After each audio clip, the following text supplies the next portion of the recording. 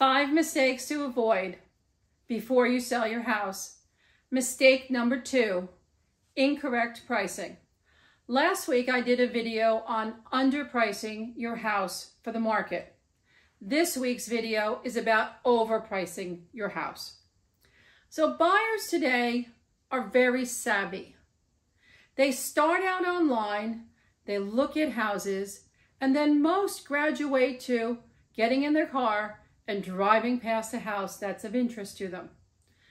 Next, if they like a house, they will contact their realtor, they'll go inside, they'll take a look. And the whole time, they are assessing your house and they're comparing it to others that they have already seen. Realtors who are showing the houses are also assessing your house and also comparing it to other houses that they've seen.